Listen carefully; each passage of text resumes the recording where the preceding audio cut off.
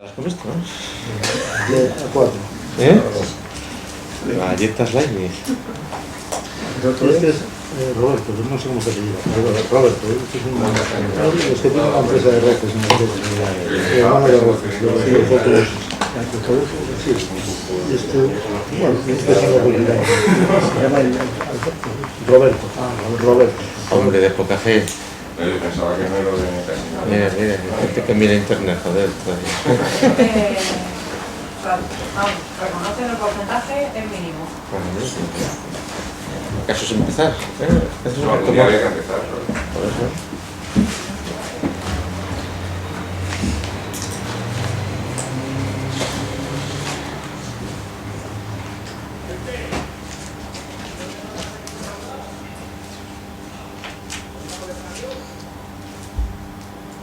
Muy bien, pues nada, quedaban 3 en los jambos.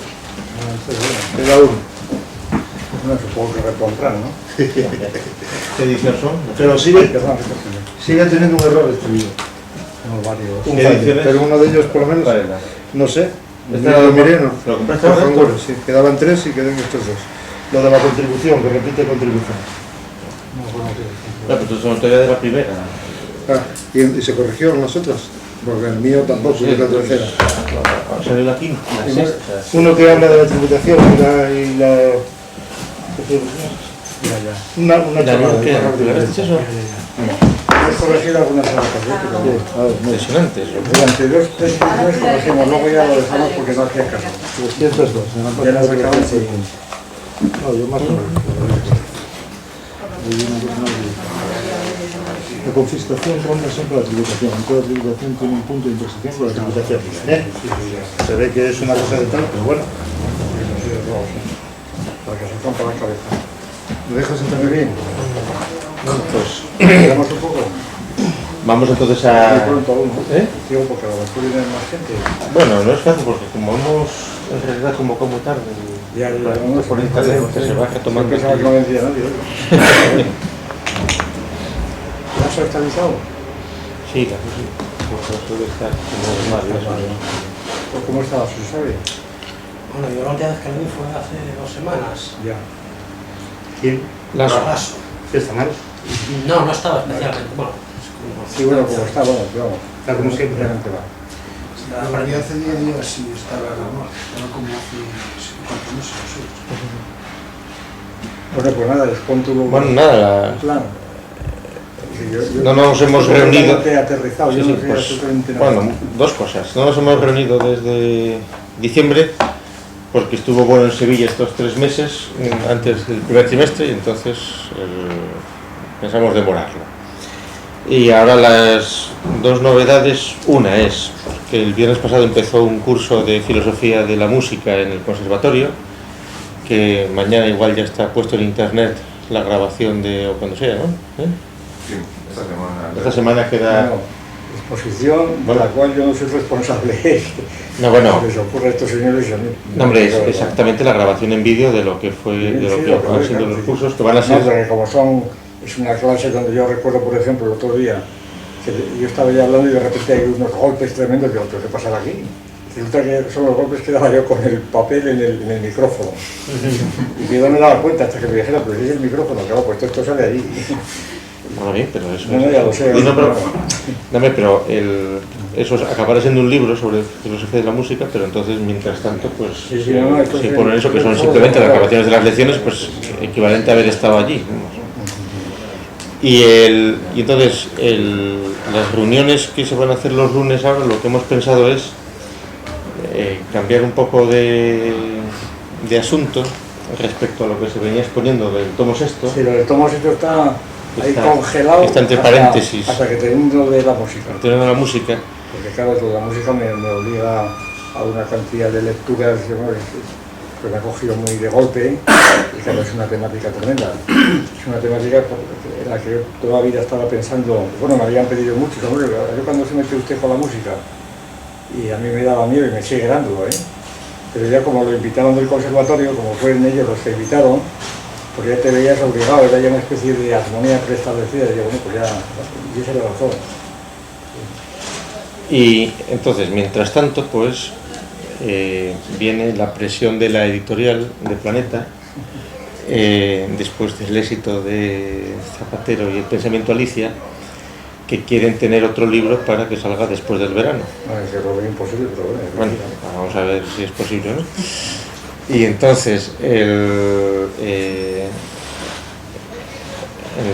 la visita que hubo a Madrid, en la intervención en el foro de la nueva economía, luego hubo una reunión con la editorial, se estuvo evaluando si era interesante seguir con un libro por la vía política, pues para agotar ya más de lo mismo, pero parecía que era demasiado volver sobre el mismo asunto, que era mejor cambiar de línea un poco. Entonces, allí hablando con la editorial surgió la conveniencia y la posibilidad de hacer un libro, e incluso que podía abrir una línea de 2 o 3 libros que respondieran más o menos a la pregunta ¿qué se puede pensar sobre la religión, qué se puede pensar sobre la política, qué se puede pensar sobre la ciencia? Y entonces empezar con uno dedicado a la religión, a tocar el asunto de la religión. El móvil a la directora y a la editora de la editorial, lo que les interesó fundamentalmente, lo que les llamaba la atención fue y que de hecho como han mandado ellos el contrato ¿Ya lo han mandado? Sí, bueno, no, ya lo han mandado, el 19 de marzo, hace un mes lo mandaron. El título provisional que ellos han puesto es ¿por qué soy católico y ateo? Pero bueno, eso puede ser un subtítulo. Me lo preguntaron en el desayuno esos desayunos del Ritz. Me lo preguntó el padre Ángel. Este padre Ángel que tiene unas misiones en África, que aparece mucho por ahí.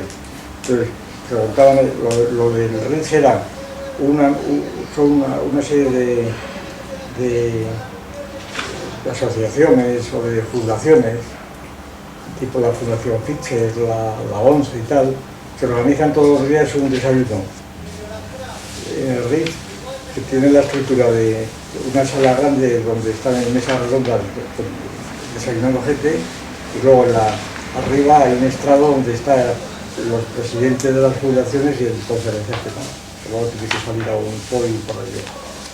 Y entonces, pues la estructura de aquella conferencia, de aquellos desayunos, es exponer durante media hora un tema elegido por uno mismo, lo que quieras, y luego durante 3/4 de hora te van haciendo preguntas, los allí presentes, a través, los escriben en unas fichas, se las dan al presidente de la mesa y él te la lee, luego te la sigue contestando. Entonces, pues allí hay gente muy variada. En el caso mío, yo recuerdo ahora, hay gente conocida, pues Mújica, el defensor del pueblo, estaba Beccaria. Sí, lo comunista. Por cierto, hice un elogio al final que yo me quedé asombrado porque no lo conocía este señor. Y no sé qué más gente hubo, sí. Gente muy conocida por el bien. Y hicieron preguntas y entre ellas, una de ellas que la leyó el presidente, decía, pues, ¿cómo dice usted que es ateo y católico? Y entonces levantó la mano ahí un señor por allí y veía que era el padre Ángel, lo había observado yo adentro.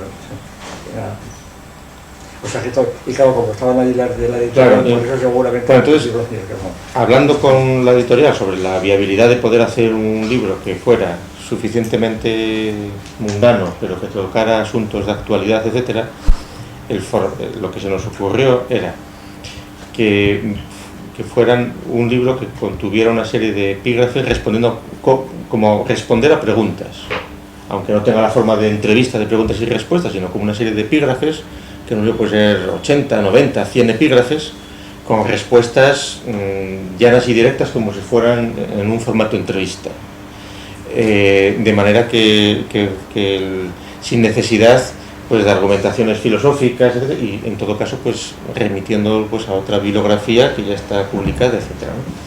Y como una especie de libro de combate o de ideario o de libro pues de resumen de posiciones ante cuestiones candentes, sobre todo lo que tiene que ver con la religión y en otro caso sobre la política o la ciencia o lo que fuera.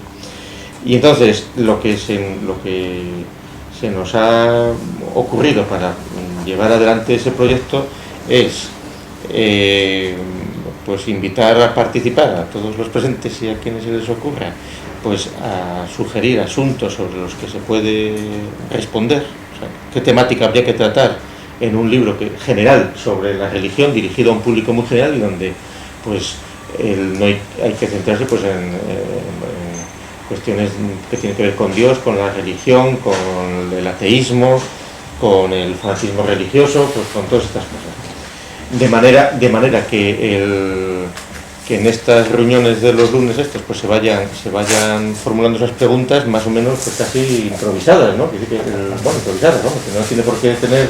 Que no. No sé, se me ocurre ahora mismo una pregunta. Y entonces que bueno vaya respondiendo y luego se transcriben las respuestas y luego efectivamente habrá que darle un barniz, un repaso y tendrá que revisarlo todo y contextualizar y ajustarlo, pero que puede ser el modo de lograr pues que no se desmadre el libro pues con un género académico a la hora de las respuestas, y que se puedan también pues tocar asuntos efectivamente candentes.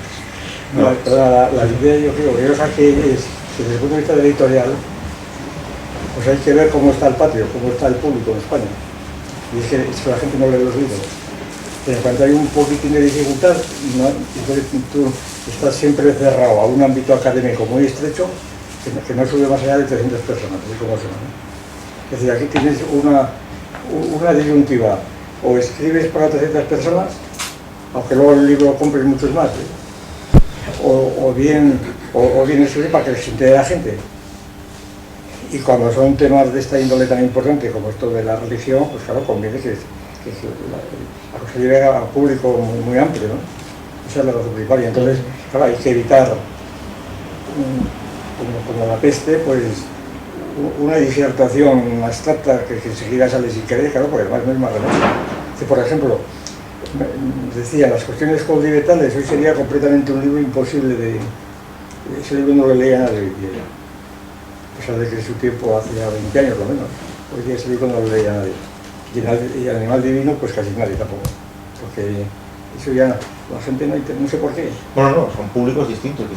En Animal Divino se han vendido 2 ediciones, se han vendido en total 4.000 ejemplares, está a punto de acabarse la segunda, sí. Habrá que hacer una tercera edición, sí, pero es un libro que tiene un público muy a lo largo de 20 años y es un libro pues académico, etcétera, mientras que el mercado de los libros que publica Planeta, que se publican ahora, son libros que tienen una vida de 6 meses, de un año, que en el caso de que el libro salga bien, pues como es el de Zapatero, pues lleva 6 ediciones, es decir, que esos son un montón de miles de ejemplares que tienen presencia en prensa, y si no existen. Otros son libros académicos que están ahí muertos, esos son géneros distintos, ¿no? No te hace ni siquiera una reseña en televisión, ¿sabes? No, eso... No, eso es tremendo. Eso es la realidad. Pero que incluso en los propios semanales de los periódicos, que es el lugar donde podría haber eso, pues no lo hay, porque hay una selección total de literatura y demás, y no existe tampoco. Bueno, sí, estoy acordándome yo ahora, esto de la religión, yo ahora me leí un tocho entero de las novelas de Galdós, y tiene 3 novelas sobre la religión, que es desesperante Galdós, es una cosa, tenía razón, una muy mala Garbancero, y entonces, pero yo me los leí enteros, entonces tiene las 3 novelas sobre la religión que son Gloria, La familia de León Roch y Doña Perfeta. Doña Perfeta aún se lee tal, pero por ejemplo, Gloria es exagerado, como exageran los personajes. Un judío que naufraga en un pueblo de Santander y se enamora. Gloria es católica a machamartillo y el otro es judío a machamartillo. Creen que es protestante, pero es judío. Entonces, todo el follón y no se puede encajar, y no puede tal, uno quiere convertir al otro, pero es desesperante. Como lleva el Galdós, no sé si en España eran las H así. Y claro, eso me ha pasado ya en la familia de León Roch es un ateo, además está muy bien la presentación de Federico Carvajal de Robles, ¿no? Creo que es, que dice, este es un tío que no es no es antiteo, es ateo. O sea, le importa tres pitos que su mujer sea muy creyente. Sí, sí, sí. Él no se va a meter en su vida, pero es que la otra no lo admite. La otra no admite estar casada con un ateo. Entonces también todo el follón y se les hunde el matrimonio y tal. Pero es constante, es desesperante leer a este tío. Entonces después evolucionó, ¿no? Cambió la cosa. Sí, eso evolucionó porque hoy día Porque se la hace gente una no sabe novela eso. de las dos. Pero el tema religioso, yo no sé La si en gente no España sabe sería así. ateo, ¿verdad? En Porque no 1800. sabe. Si tú preguntas a uno, ¿qué es ateo? Pues a mí me recuerda aquel chiste de la guerra de, oye, ¿tú eres aleadófilo o germanófilo? Dice, yo soy teófilo. A mí qué me importa, Pero es... Pues podríamos empezar con cualquier No, que a mí no se me ocurría, pensando precisamente en asuntos de religión que tengan una incidencia práctica inmediata, ¿no? Que se discuten actualmente. Y uno de ellos, en relación con la educación ciudadana y demás, es la cuestión de si las religiones terciarias, vamos, si son públicas o privadas. Como desde el punto de vista oficial, del Estado laico a confesional de las religiones a lo privado, el Estado puede ignorarlo, ¿no? El Estado puede ignorar la religión, simplemente la ignora, luego cada cual se las arregle como pueda. Y de ahí derivan toda una serie de normas pues, sobre lo que se está discutiendo ahora, ¿no? Ahora la cuestión es si se puede fingir que las religiones llamadas superiores son públicas o son privadas, cuando a mí me parece que son públicas, vamos, evidentemente son públicas. Y además lo son de hecho, no solamente lo son por razones dogmáticas internas, tanto el islamismo como el cristianismo, el judaísmo algo menos, se presentan como religiones proselitistas, que no pueden vivir en el alma de cada creyente, sino que tienen que salir allí al exterior precisamente para conseguir que los demás hombres se conviertan y vayan al cielo, o deseen ir al infierno. O sea que son proselitistas por razones de generosidad y de caridad propia. Y luego, eso por la dogmática, y luego por la realidad, porque ya lo vemos. Yo estaba en Sevilla toda esta Semana Santa, claro, no hace falta estar en Sevilla, pero allí sobre todo, ¿verdad? Allí está lleno de procesiones por todos lados, iluminando las calles, interrumpiendo toda la vida ordinaria de comercio y todo eso. Ahí la religión es pública, pero de un modo agresivo.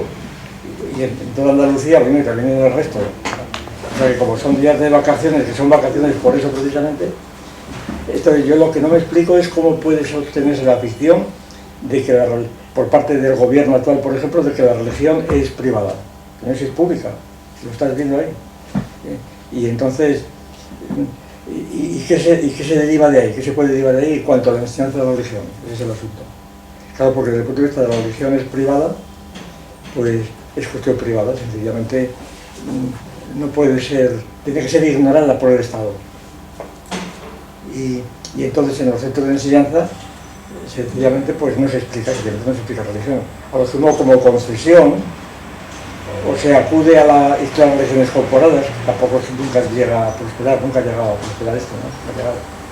Las religiones corporadas es un proyecto que nunca se ha puesto en práctica, entre otras cosas porque no hay profesorado capaz de eso, yo creo, no hay profesorado capaz. Y segundo, pues porque por aquí no hay ni carne ni pescado. Yo recuerdo, alguna vez lo hemos contado, una anécdota que me contaron a mí de la Segunda República. Me la contó un profesor de León llamado Echegaray, todavía me acuerdo, por los años 60, o sea, hace ya casi 50 años, ¿no? Pues que él asistía, debía ser el año 32 o así, a una clase de religión en Bilbao. Y cuando la religión era optativa, no, era opcional, es decir, era una clase de religión y existían allí. Desde el profesor, el primer día preguntaba, vamos a ver, para explicar yo la religión de acuerdo con los oyentes, decidme, a ver, ¿cuántos musulmanes hay? Y levantaban el brazo 3 o 4, y digo que no eran musulmanes, era simplemente, ¿cuántos católicos? Levantaban la mano 30. ¿Cuántos protestantes, yo qué sé, budistas y tal? Y entonces decían, bueno, pues entonces vamos a ver, para los judíos, lean ustedes el libro de Klausner, tal. Para los que vale 2 pesetas. Para los protestantes lean el Chantepí de la Soseu Manuel de Benítez, que vale, yo qué sé, 3 pesetas. Y así iba poniendo, ¿no? Y para los católicos lean el Catecismo Astete, que vale 10 céntimos. Y entonces levantaban la mano a todos los que no eran católicos y decían, ¡juramos! Y compraban todos el catecismo, ¿no? Esto demostraba también el cachondeo que se traía entre los alumnos y la religión y tal, y el profesor, ¿no? Y entonces, claro, pues esto era, y esto es realmente lo que sirve, las lecciones. Erais las lecciones comparadas, eso es. Era a la asignatura de estas lecciones comparadas, y por eso él preguntaba a ver qué había para insistir más o menos en una reflexión. Una comparación en precio. Por lo menos. Y lo comparaban en precio, la historia decía antes. O sea que ese es un problema actual, político, claro. Por ejemplo, entonces discutir eso, pues quiero decir. Yo, ahora cuando estuve en Inglaterra, en Poole, pues había delante de una iglesia, había como en el oeste, 4 tíos con la Biblia y uno gritando en el centro de la calle comercial y gritando con la Biblia, ¿no? Y nadie le hacía caso. Pero eran 4 hombres. Entonces Galdós dice que España no es un país religioso porque la religión es cosa de mujeres. Los hombres se quedan siempre fuera.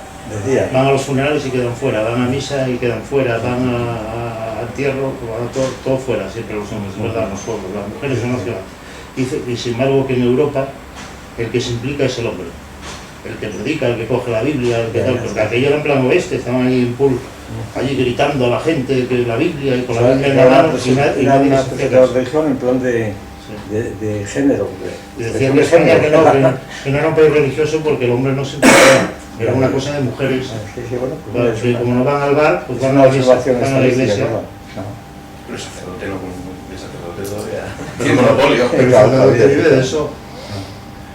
Sí, eso, o también en la práctica del Estado total, la relación entre público y privado queda un poco desdibujada. Eso de público, eso de privado, a lo mejor vendrá de aquella reunión de Viena de la Segunda Internacional, que una de las cosas que pusieron fue la religión es un asunto privado.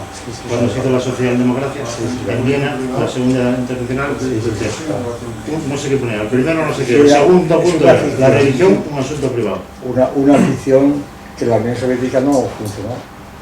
Porque la Unión Soviética era el círculo del ateísmo contra la religión, allí realmente no era neutral, era partidista. Entonces, la cuestión es que la Unión Soviética el asunto se resolvió de un modo partidista, en contra, pero es decir, anticonfesional, no simplemente neutral, que es la propia de la socialdemocracia. Bueno, ya termino. Yo entonces quiero aportar una pregunta que quedó en el mito de la felicidad. Porque una de las preguntas es ¿la Biblia un libro de autoayuda? Ya está bien. Eso tiene que quedar, tiene que contestarlo, porque Puede el mito de la felicidad puede serlo. es el mayor libro que hay de autoayuda. Para muchos yo creo que sí. La gente lo tiene así. Una de Hombre, las lo que ediciones tiene. de la isla de los famosos, hubo un famoso que se llevó la Biblia para tener. Claro, es que es el mayor libro que hay de autoayuda. No, realmente así se utiliza, Unamuno, hay una anécdota que la cuenta Pemán, que Unamuno, como la Biblia hacía como todo, sabría la Biblia, pues como la Biblia vale para todo, la abría y a ver lo que le decía al día. Entonces, lo hace mucha gente, lo hacía, ¿no? Yo lo el ópus hacía la Sí, revolución. hacía, y la Biblia te contesta todo, ¿no? Porque tiene discursos para todo. Entonces, estaba ya de novio con la mujer, con la que era la mujer, con Concha, y entonces abre la Biblia y le dice, id y predicad mi mensaje, bueno, lo que dice por todo el mundo y tal. Los oyentes. Se suponía que tenía que ser misionero, la cerró y dijo si se iba a casar con la tía, con Concha, digo que vaya otro. Eso lo cuenta Pemán. Ya. Sí, de esa frase han salido esa secta de los identes, ¿no sabes? Todavía existen los identes, que hay en España mucho. Los identes, los que van, id y predicar, identes. Id y predicad por el mundo y tal. En el catecismo que se enseñaba a los niños había 2 clases de virtudes. Yo no recuerdo, o no sé cuál sería el back de ese catecismo, ¿no? Pero el catecismo de los chavales de 6 años y de 7 años distinguir virtudes teologales y virtudes cardinales. Claro. Lo de la Biblia es, nosotros a cada puerto que vamos viene una misión de algo, a traernos Biblias al barco. Entonces vienen los testigos de Jehová, los protestantes de no sé qué, en cualquier sitio que llegamos, porque como hay Estela Maris, no sé qué del Marino que llevan los protestantes, todos vienen al barco y nos traen Biblia. No son las ediciones bien preciosas, y yo de cada una traigo una para casa, y tengo la de los testigos de Jehová, la de los protestantes de no sé qué, la de los protestantes de no sé cuánto. Buscas lo mismo, chicos, más distinto todo aquella traducción, hagas al español. Bueno, este año los protestantes tienen una traducción. Lo hemos visto por televisión, lo he visto por televisión. En España ya uno de estos telepredicadores que se presenta como el anticristo, como el diablo, y que gana $1 millón al año y que tiene ya un público muy extenso en España ya. Sí. Y salía, lo vi por 2 veces. Aparecía este individuo predicando, que es un tipo de Puerto Rico, con una pinta pues como no era un charlatán, como un comerciante, y el público completamente emocionado con él, no era totalmente, y él diciendo que todos somos dioses, que él es Dios y que si comunican con él los hace dioses. Entonces la gente pues va por ahí. Bueno, los que van. Hay gente para todo, hay gente para todo. Pero con que sean 300, a mí me parece muchísimo, ¿no? Pensar que con esas cosas hay 300 individuos en España, en Madrid, y además hay más españoles que vayan allá, me parece mucho. Y cientos de miles de testigos de Jehová y de mormones. Sí, también. Eso, Bueno, pero eso ya, no, que ahora ya, a mí me extraña menos porque ya llevan un montón de años, 100 años, pero esto ya acaba de empezar el otro día, porque enseguida se consigue ahí un público. Lleva el público para todo. Una cosa, cuando se refiere a esa distinción entre, digamos, la religión o asunto público o asunto privado, cuando sobre todo se trata de remarcar que sea privado, ¿no creen que digamos, que está haciendo alguna especie de apelación a esa libertad de conciencia, esa conciencia individual, esa conciencia subjetiva? ¿No creen que va más por ahí el asunto? Sí, no, seguro, no, sí, es que toma la religión en sentido protestante, sí, es la religión en sentido protestante, sí, es el subjetivismo. La devoción nova, la oración mental, la nueva, todas esas cosas de la devoción nova, ¿no? Del siglo XVI, XV y XVI. Es decir, la religión considera como asunto propio, que claro que eso también empezó con los jesuitas, el negocio de la salvación. O sea, el negocio es mío, la religión es cosa mía porque me juego yo mi destino. Entonces es una cosa sobre todo privada, porque me juego yo mi destino. Esa es la idea de... el pari de Pascal se funda en eso, el argumento de Pascal, famoso del pari, la apuesta, realmente es eso mismo, por parte de un católico como Pascal, que llevaba todo lleno de cilicios y demás, ¿no?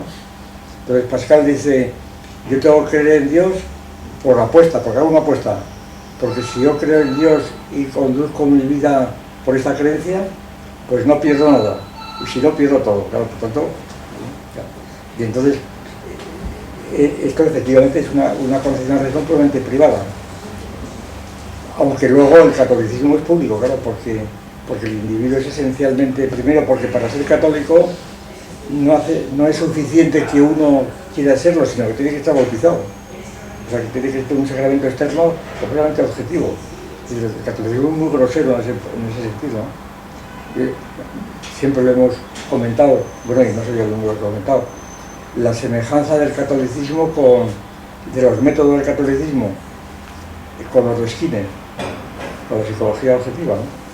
Y con los métodos de conducta objetiva, porque es desde fuera, no es mentalmente, es desde fuera, ¿no? La religión de acciones.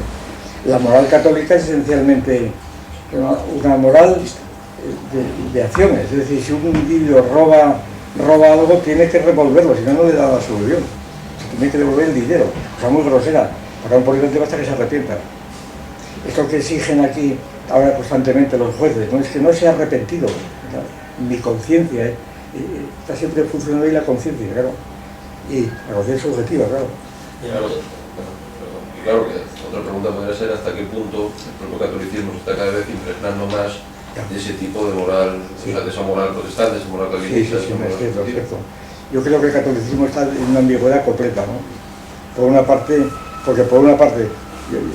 vuelvo a lo de Semana Santa, es decir, los relatos que hay constantemente, que he leído en Sevilla este año, que por eso además no los he recortado porque sería interesante no sabía, que ahí también echa su cuarto espada todo el mundo, que dice que es una vergüenza, una religiosidad tan externa, tan poco religiosa, ¿verdad? Por eso, puramente externa. donde están contemplando si la Virgen se mueve así o así, o en fin, las saetas, que es una cosa puramente externa y puramente para el turismo, dicen. Cosa que lo niegan los participantes porque no, ni hablar. Ellos no lo ven para el turismo, ellos ahí lloran, están todo el año preparando, aprecian muy bien si el movimiento es así o así, si, en fin, aprecian una serie de cosas que uno queda completamente pues, estupefacto, se ve, es una técnica. Es decir, aquella religión es externa, pero no es postiza, no es una cosa, para ellos es la religión, lo demás no es religión, lo demás es pura especulación. Y claro, en esto la Iglesia está comprometida completamente, sobre todo en Italia y claro, las críticas vienen de los teólogos protestantes, pero entonces sigue las cosas igual que en el siglo XVI, ¿verdad? Sigue la línea de frontera, sigue por los países que estaban cerca de los moros, que es para donde se puso la Semana Santa, como los moros. Otro ejemplo también, otro contraejemplo, para los musulmanes, pues todo lo que tiene que ver con la religión externa está a 2 pasos de la idolatría, de ahí el iconoclasmo, ¿no? Es decir, del cual se contagió León III y los emperadores bizantinos. Es decir, el iconoclasmo pues era por la influencia de los musulmanes que se habían apoderado ya prácticamente estaban a las puertas de Turquía, etc. Y entonces la idea del iconoclasmo es que la religión no es una cosa que hay que verla, hay que pensarla. Hay esas figuras, pero luego resulta que se transforma, en lugar de pintar figuras antropomorfas, te figuran las llamadas figuras geométricas, pero que son tan externas como las antropomórficas. Únicamente que yo no sé qué pensarán los musulmanes cuando están allí en la mezquita, pues en ver los arabescos, pero están tan disipados como otra cosa cualquiera. Yo creo que la cuestión viene, porque además el iconoclasmo no creo yo que viniera de esta distinción. Mira, esto es una cosa que yo creo que puede ser interesante. El iconoclasmo musulmán y luego católico, claro, no creo, pues sería anacrónico, me parece, pensar en que viniera de esta religión interior o mental que es posterior, que es del siglo XV y XVI, y que es tanto, yo creo, tanto católica como protestante en su origen, ¿no? La prueba es que este Osuna, ¿verdad?, un precursor de Erasmo, que es de la religión nova también, pues ya la había hecho antes de que naciera Erasmo. Pues es que luego arraiga en el protestantismo, claro, arraiga, pero la idea es anterior. Seguramente el iconoclasmo musulmán y en parte católico viene procede de razones puramente teológicas, es decir, de que Dios es espiritual y no puede ser representado, que es una blasfemia representar a Dios. Y esto por distintas razones. Yo en tiempos esto lo estudié algo, pero bueno, hay una cantidad de cosas para analizar. Por ejemplo, que lo que se refiere al carácter incorpóreo de Dios, el carácter incorpóreo de Dios hace imposible representar a Dios mediante imágenes, porque eso es una blasfemia, ¿no? Y es una idolatría. Entonces hay que precisar las imágenes, cosa que aparece en la Biblia con Moisés, cuando critica la idolatría del buey apis o lo que fuera, ¿no? Del becerro, sí, que dice que sería un buey apis egipcio o lo que fuera. Entonces, claro, desde ese punto, y otro es por la omnipotencia, que si yo soy omnipotente, pues cómo puede caber allí en y si es infinito, cómo puede caber en una cosa finita. Es la cuestión. Ya, ahí tiene desde Arnovio hasta San Agustín, por aquí están, yo me acuerdo de que hicieron unas frases muy, pues ese de Arnovio, que dice, como San Agustín también, dice, no es vergonzoso que me pienso que todos los paganos, contra los griegos, ¿no?, y los romanos, que estén allí adorando a Venus y a Júpiter, metidos en una piedra, ¿verdad?, como si Júpiter pudiera estar metido en la piedra. Es decir, Dios no se puede meter en la piedra. Entonces, toda la representación de Dios de carácter antropomórfico es falsa y es blasfema por sí misma. Por tanto, la supresión completamente. Pero esto no quita que no siga siendo externo. La contraprueba es aquella cosa que tantas veces hemos citado de Eustacio de Sebaste, aquel obispo del siglo IV, ¿no? Que usted dice, Dios es ubicuo, está en todas las partes, por tanto no puede estar encerrado en un templo. Eso no quiere decir que Dios esté en el templo interno, sino que está en los bosques y todos los lados, es decir, también fuera, pero no en el interior. Es decir, que entonces la idea de... Y por tanto es público, no es privado, claro, según esto. Es decir, que está fuera, por tanto es público, porque Séneca, de los bosques está también Dios, no hace parte del templo. Y entonces esta idea panteísta, o como se le quiera llamar, de Dios, ubicuo, presente, ubicuo, etc., claro, contrasta con está fuera, yo creo, de la dicotomía privado-público, ¿no? La religión romana es pública, esencialmente. La religión romana pagana es pública, claro. César es sacerdote, pontífice máximo, y es pública. La religión civil de Barrón se llama civil, porque es una serie de rituales que son públicos. Pero la religión pagana es pública. No digamos, pues el Eutifrón de Platón, lo mismo. El Eutifrón es un sacerdote público. Y precisamente Sócrates lo que empieza es a introducir la idea de la piedad, de la piedad también rozando también lo privado, lo íntimo, es decir, la cosa del alma, del espíritu de Sócrates. O sea que eso, ahí las fuentes son completamente, yo creo, muy confusas, ¿eh? Es decir, que a lo mejor estaba pensando en esto que estamos manejando, esta distinción de lo público y lo privado, ¿no? Que estamos a lo mejor, según lo veo, dándole un matiz a lo público y a lo privado que es excesivamente moral. Lo privado es pues, lo que está en la conciencia, las costumbres que tengo yo en mi cuarto cuando nadie me ve, ¿no? Sí. Y sin embargo, pues todas las ceremonias de las religiones terciarias evidentemente son públicas, pues desde la boda hasta el entierro, todo público. Entonces, si en vez de ese matiz moral ponemos un matiz político a lo público y a lo privado, queda lo público la política, el parlamento, y lo privado los negocios. Que ambos son públicos, Entonces, desde ese punto de vista, lo que se quiere decir, pienso, que puede ser es fuera sotanas de las Cortes, o fuera sotanas del Parlamento, fuera de lo público. Es una cuestión privada de su negocio, no de su... Podría ser. Claro, es una cuestión seguramente que viene después de la Revolución Francesa, de fuera el estamento clerical de la política. Y seguramente que tiene que ver por ahí. Recuerda la división de los tres sectores famosos, ¿no? La división de tres sectores que se utiliza mucho. Pero ¿qué ocurre? Que esta forma de protegerse de la Revolución Francesa y de las sociedades que emergen de la sociedad francesa, esta forma de protegerse pues es fallida. Fallida porque precisamente se cuela la religión otra vez en la política, a lo mejor porque es esencial a ella, a la religión, ¿no? Claro, pero ahí...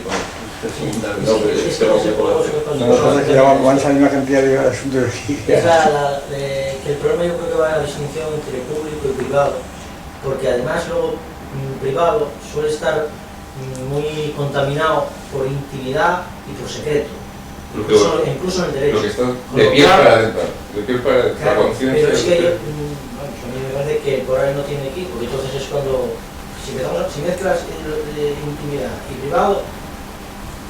Claro, eso sería la moral protestante, que es lo que decíamos antes, la moral protestante, es decir, yo me salvo en mi habitación con mis pensamientos o mis oraciones directamente con Dios, es privado, pienso lo que quiera, eso es lo que quieren decir en el matiz moral. Moral espiritual, porque privado también a los monjes. Claro, seguramente la distinción público y privado... Claro, porque también se reúne en grupo, unos con otros. Entonces lo que es a una escala privada no estatal o no dependiente, o sea, al margen de la política. Tiene mucho sentido lo de privado. Entonces ahí... Es decir, la división esa de los tres sectores que diría yo creo que puede aclararte un poco, bueno, puede introducir. Primer sector, sector 1, que es lo que depende del Estado.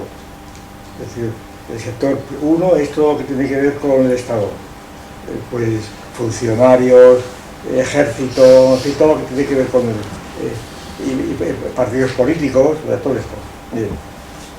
Partidos políticos ya introducen una discusión tremenda, pero vamos, lo principal son funcionariado, ejército y funcionarios, incluyendo los jueces y tal. Los partidos políticos es diferente porque se consideran privados, no públicos, y por eso está la cuestión de las subvenciones. Sobre todo en Alemania hay una discusión tremenda a ver cómo se justifica la subvención de los partidos Claro, que se políticos. aprovecha de la oscuridad de la distinción público y privado. No, Constantemente. pero los alemanes ya los juristas está, por ejemplo, teóricamente, porque es una decisión psicológica, los alemanes distinguen entre razón de subvencionar a los partidos en cuanto a formadores de la voluntad estatal, ¿verdad? Y entonces son públicos, y entonces merecen subvención, y en cuanto a agentes de unos proyectos privados que ellos han propuesto y que no llegan a ser públicos hasta que no ganan las elecciones. Mira que allí empiezan a hacer unas distinciones para ver hasta qué punto se les puede financiar o no financiar. Eso ya es la cuestión de Bonn, y eso hubo una polémica en los años 70 así muy fuerte. Yo tengo que dar algún dato de Javier. Lo de los sectores, el primer sector es lo público, en el sentido público, pero más que público es el primer sector, no se llama público, es el primer sector, pero que es el carácter público estatal, digamos. El segundo sector es el sector de quienes no son Estado y tienen una intención de lucro. Es el lucro, es el negocio. Es decir, entonces se decide por la negación de que lo que se mueven por intereses de lucro es legítimo, es porque viven del lucro, claro, y además no son estatales, que son los negocios, las empresas privadas. Y el tercer sector... En Roma eran concesiones estatales. ¿Cómo? Era Sí, un sistema de arriendo. Y ya no también lo sigue siendo, no, pero se refieren ahora, se refieren al estado actual de las democracias teóricas, que cambia constantemente porque es justo decir, cuando una empresa se privatiza o se... Claro, bueno, grupos legales, economías sí, externas propiciadas sí, por el Estado. Sí, no, por supuesto, pero es cuando se supone que hay empresas que no son públicas, que no están estatalizadas, ¿no? Que se han privatizado, se dice. Y luego el tercer sector se decide por dos negaciones, no son ni lucrativas ni estatales. Entonces, la primera es la Iglesia, ¿no? Que no es ni estatal, teóricamente, ¿verdad? Cuando está la separación de la Iglesia y el Estado. No es estatal, de ahí los problemas de la cruz, del impuesto y todas esas historias, ¿no? Pero son problemas que surgen precisamente por esa teoría, si no, no surgirían. Están las ONGs, todas las ONGs, que no son ni estatales, aunque de hecho lo son, porque sabemos que las ONGs, pero teóricamente no lo son. ¿Y qué más? Hay los partidos políticos. Y los sindicatos. Y los sindicatos. ¿Sí? Porque son asociaciones privadas también, bueno, no son públicas. Salvo en el Estado italiano o en el Estado franquista, nacional sindicalista, en donde los sindicatos eran parte del Estado. Pero cuando los sindicatos recuperan su autonomía ya no son parte del Estado. Aunque lo quieran ser, como pasaba en la Unión Soviética también. Los sindicatos también son públicos, ¿no? Es decir, la Unión Soviética era un estatuto de los sindicatos muy parecido al fascismo y a los nazis, ¿no? Pero bueno, me refiero al estado actual de las democracias, donde los sindicatos son naturalmente asociaciones privadas que no tienen absolutamente, que teóricamente no tienen ninguna conexión política, teóricamente. Por eso que se decía que si la UGT es la correa de transmisión del PSOE y tal, eso era una observación real, pero teóricamente no estaba reconocida. O sea que en ese sentido, claro, la religión privada, en ese sentido, habría que preguntar, no privada o pública, sino es del primer sector, del segundo sector, del tercer sector, esa es la cuestión. Claro, porque hay una cosa, y lo comentaba Javier, o sea, si a la parte privada, digamos, le omitimos ese carácter íntimo, ese carácter personal, claro, por ejemplo, una sociedad política más o menos son conjuntos atributivos, ¿no? Que hay una relación entre los miembros. Claro, ahí cabría mantener esa distinción entre público y privado. Claro. Si a lo estrictamente privado, es decir, le agregamos ese carácter íntimo de conciencia subjetivo, sí, claro. Porque en otro aspecto ya un poco... Sí, no, yo creo que hay que empezar a establecer distinciones pues más o menos teóricas, porque luego está todo entremezclado, pero luego en la realidad no hay forma de trazar líneas de frontera, ¿no? Aunque sí más bien orientaciones hacia un límite u otros, ¿no? El caso de la intimidad, eso se ve claramente, sobre todo si seguimos, vamos ateniéndonos a hechos positivos, ¿no? Me estoy refiriendo al desarrollo jurídico del derecho de intimidad y privacidad, por ejemplo, en España. ese derecho pues empieza muy recientemente, porque en todas las legislaciones jurídicas españolas, pero ni europeas, nada, no parece para nada el derecho a la privacidad, no existe. Empieza con la ley de Fraga, curiosamente, la ley de prensa de Fraga. Es la primera vez, por lo visto, que aparece el derecho a la intimidad y a la privacidad. Y además, indirectamente, a través del derecho de propiedad, que es el derecho a la propia imagen. De manera que entonces no es por la intimidad, es por la propiedad que tienes tú de tu imagen. Y el desarrollo de los medios de comunicación. Eso es, claro, sí. Y entonces que un paparazzi no tiene derecho a sacarte una foto y venderla porque te ha robado tu imagen.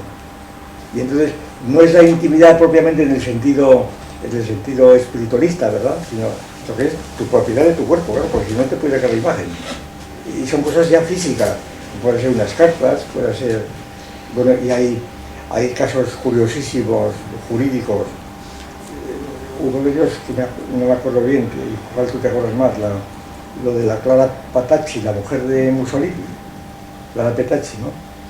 Que vamos a ver, no me acuerdo, que era unas cartas que le había escrito Mussolini a ella de novia, y luego estas cartas las tenía una hija, y a ver de quién eran esas cartas, ese era el asunto, y a ver de quién eran, si eran privadas de la familia Mussolini o si eran públicas. Bueno, era un follón y eso trajo de cabeza a los juristas italianos durante 5 o 6 años después de la guerra, ¿no? Y ya no me acuerdo, eso es un mundo para meterse ahí, ¿no? Pero que demuestra la dificultad de los autos. Entonces ahí la privacidad estaba vinculada al derecho de propiedad. Ahora, cuando se habla de intimidad, se habla en un sentido espiritualista. Cuando uno dice mi intimidad, porque lo dice cualquier artista por ahí, decime todo mi intimidad, yo creo que no piensa en el derecho de propiedad, aunque lo piensen los asesores, de bueno, que tus fotografías aquí valen mucho dinero, ¿verdad? Pero ella no piensa en eso, sino que ideológicamente ella piensa en algo íntimo, espiritual que tiene, donde otra cosa dice, de carácter más o menos metafísico, ¿no? No sé. Y la religión, claro, depende mucho de las religiones. Es decir, por ejemplo, el chamanismo. El chamán es privado, porque, vamos, se me ocurre decir ahora, porque el chamán cuando está tomando contacto directamente con el antepasado, pues es la relación de él con él directamente, luego lo comunicará a los demás, a la tribu, a lo que fuera, pero la relación es directa, porque además en principio el antepasado al parecer no le recuerda siempre, claro, hay muchas clases de chamanismo, no le exige siempre que comunique a los demás, sino que es un asunto suyo, es un viaje que él emprende. En cambio, si hay una comunicación en el catolicismo y también en el islamismo por la teoría del entendimiento agente, ¿no? Si hay una comunicación entre Dios y un hombre, esta comunicación se estira a todos los demás hombres enseguida también. O sea que exige ser pública inmediatamente. Y una prueba sería lo de los que se inmolan públicamente. Ellos quieren hacer pública, en lugar de quemarse a lo bonzo allí solitos, ¿no? Tienen que ir allí a hacerlo público en mitad de un salón público para matar a cuanta más gente mejor, para dar testimonio de lo que han hecho. Es decir, están haciendo publicidad necesariamente. Esto de la publicidad también me recuerda a aquella propuesta de la Segunda República de poner impuestos a las casas que tenían el corazón de Jesús o la Virgen. Que había muchas, y todavía las hay, ¿no? Una casa donde te encuentras ahí un corazón de Jesús y una Virgen, y exigirles un tributo por esto, a título de propaganda. El anuncio de propaganda, ¿verdad? Que era un anuncio de propaganda, claro, y era propaganda así de claro. Sí, eso es el misterio de la Santísima Trinidad, las versiones que pueda adoptar, ¿no? Pero aparte de lo que sea teología en sentido estricto, o la teoría de la Iglesia como conjunto de fieles, pues yo tengo idea de dos cosas. Primero, que en los apologistas, llamados apologistas, en los primeros tiempos, de los siglos II al IV o al V, pues ahí tuvo que estar la Estoa en primera línea, supongo. Sí, la mayor parte de esos apologistas eran estoicos convertidos, por otro lado, en la formación de la cultura protestante, luterana o calvinista o de las sectas que se quieran, es una cultura que se forma en época de guerras de religión. Es una cultura que se forma en Europa en época de guerras de religión, con las consecuencias que yo haya podido tener para la formación de esa cultura. Son cosas que son contextos que determinan formas que luego se formalizan en filosofías de la época con visión retrospectiva suficiente y adoptan características en las que la teoría del Estado o bien se elude o brilla por su ausencia o lo que se quiera decir, o adopta unas formas que tienen a lo mejor excesivamente que ver con la cultura protestante de la que se derivan, cuanto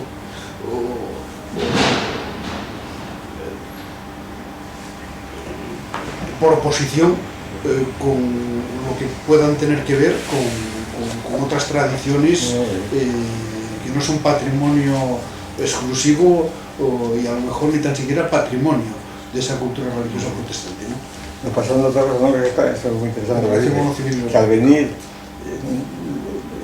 la primera carpeta he cogido de cosas que tienen que ver con esto, no para decir nada, pero son recortes de periódico del año 94, macabro ritual cabecilla correcta hecho falático de una secta, aquellas cosas que hubo en los años 90 y 80, ¿no? Y un poco anterior todavía, aquello de las Guayanas, dieron 500 individuos. Y por ejemplo eso, ¿por qué preocupan el periódico si es privado, no? Ahí está. ¿Por qué? Porque se mueran 40 débiles mentales, se otra preocupa mata tanto la sectaria. gente. Si es por la muerte, Y serán los davidianos, ¿no? Los davidianos, No sí. tiene sentido, la mitad de las fiestas que tenemos en España, si es privado no tiene sentido, las Navidades, Semana Santa, Santos, todos los que queramos un poco más. Hay que aclarar la Y distinción. sobre todo en relación con eso, el calendario laboral Sí, bueno, que está orientado, Claro, también, claro. porque Sí. está basado en Bueno, una fiesta religiosa. Pero han ido quitando mucho, porque ya el Corpus no es fiesta, ni San José. Sí, pero bueno, digamos que los 9 San o 10 José días, los más o institutos sí. menos, Sí, sí, los días centrales son religiosos, claro. Los 9 días centrales son Navidad, Viernes Santo. Lo que pasa es que como luego se seculariza, porque una gran parte de los que hacen vacaciones de Semana Santa aprovechan para irse a la playa o al sitio y allá desconectan de hecho el carácter religioso y hacen unas vacaciones pues laicas, digamos. Y en Navidades pasa también. De hecho, hay pocos santos, necesitan santos nuevos para poner todas las fuentes, todas las fiestas que necesitamos. Sí, sí, por eso, claro. Que el sistema Sí, que sí, claro. La fiesta de la Constitución es Santa Constitución. No, pero No, porque es una fiesta aparte del puente. el de la Constitución es como todo, el de la Inmaculada, no es... La Inmaculada. La nieve de No, los la fiesta de antes es la Claro, Inmaculada.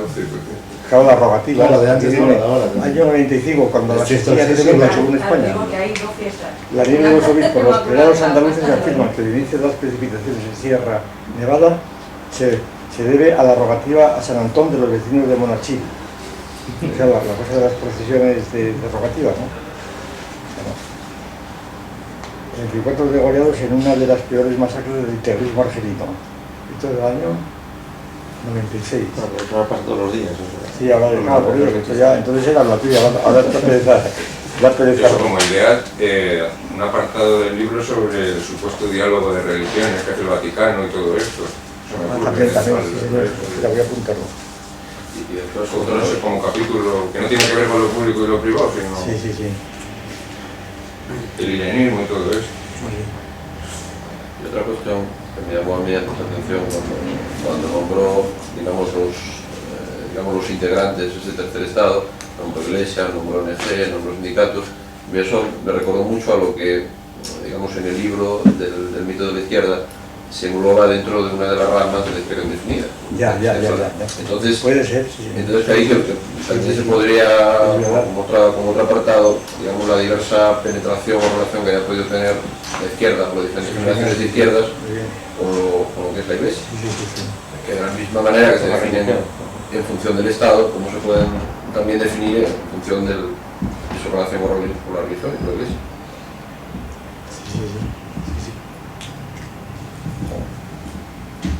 Pues claro, se ve que todos los temas estamos incidiendo sobre esto, más que sobre las religiones ya actuales, que sobre sobre las cuestiones de origen de la religión de eso ya no. Hombre, quiero decir, a mí personalmente me interesaría mucho a lo mejor que se siguiera profundizando en lo de la polémica que hubo en el Catoblepa sobre las religiones y eso, pero la editorial seguramente pues claro, lo al público es lo que decíamos al principio, ¿no? Que es un nivel del discurso que no va a interesar al lector en general. Y que está en otros planos también.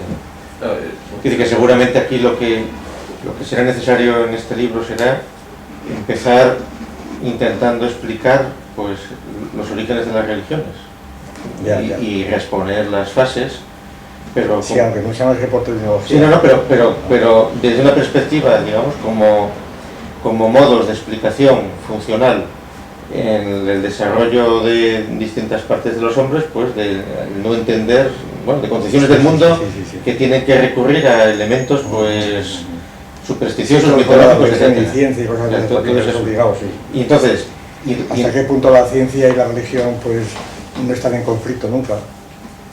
Porque por lo menos la tesis que sostuve en cuestiones sobre libertades, el conflicto de la religión y la ciencia es más bien teórico que real.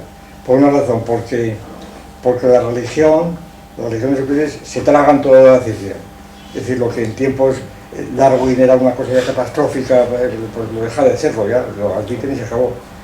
Y porque la ciencia ahora no es tampoco la ciencia de la época de Rey, pero ahora hay muchísimos científicos, bueno, lo vemos en España las cátedras de bioquímica, porque según me han dicho, están llenas de gente de Opus. O sea que no tienen el menor conflicto, muchos de ellos, en ser científicos, y algunos muy buenos, y al mismo tiempo ser la comulgar por la mañana y más. Así que hay unos arreglos donde... No, en La Vanguardia hay un artículo sobre un filósofo americano que está de moda ahora, que sostiene que se puede ser ateo y no materialista, sino espiritualista. Entonces, tú ahí el caos que hay ahí ideológico, Aquí están llamando ateo, aquí están llamando... Claro, pero entonces hay ni ateo ni histórico, por eso están llamando ateo anticlerical casi, lo que se quiere referir. Será como el ateo de Clarín, que es ateo toda la vida, está que se va a morir y llama a la confesarse.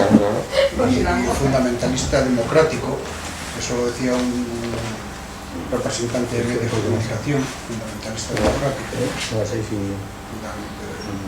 Bueno, pues entonces me tengo que marchar porque viene la luz. Lo que podemos hacer para el lunes que viene era pensar un poco más, ir sistematizando un poco, darle más asuntos, ¿no? Mirar un poco en temas abiertos que hay por ahí sobre estos asuntos. No, ya se ha visto, ahí es buenísimo, No, porque hay que tocar todo lo que además ha sido muy útil esta... No, porque yo creo que hay que tocar cuestiones de orígenes, de situación actual y de futuro. O sea, la posibilidad de una sociedad sin religión, si eso es utópico, las experiencias reales que ha habido y sus límites. Y la influencia real de la religión en la vida práctica, que también necesita por... No sé si habría temas de la importancia en el sistema educativo, que hay que dar de religión. Totalmente. Hay que dar qué contenidos y quién puede dar en España ahora. ¿Qué se puede dar la religión? Los amigos profesores de arte dicen no podemos dar historia del arte porque los alumnos no tienen los referentes ninguno ni de la Biblia, ni de la vida de los santos, ni nada por el estilo. Entonces, es imposible explicar el arte en España. Claro, no saben lo que hay en el museo, ahí se ríen. En los orígenes del cristianismo, Momigliano se metía narraba el desembarco de élites judías, más o menos, en las comunidades cristianas en los últimos tiempos de Roma. A finales del Alto Imperio y ya el Bajo Imperio y tal, el desembarco más de grupos judíos que iban a la capital del imperio y que se metían dentro de las comunidades cristianas. Claro, sí, porque la cultura judía vertebrando el cristianismo primitivo en el periodo fundamental de gestación, por una parte, y por otra parte, en la historia hay un lenguaje que se mantiene hasta hoy, que es la distinción entre los paganos y los que forman parte del cuerpo de la Iglesia. Los paganos son los que viven en el campo, los campesinos, los paletos. Paganos ahí como paletos. Los que viven en el pagus y no se han enterado que la ciudad está ya mandando los cristianos. Eso es a partir del siglo IV, creo. yo me tengo que ir. Bueno, no tengo nada. Pues entonces quedamos para la mañana, pues a ver si hacemos algo mañana. Bueno, hasta luego, pues sí. Gracias.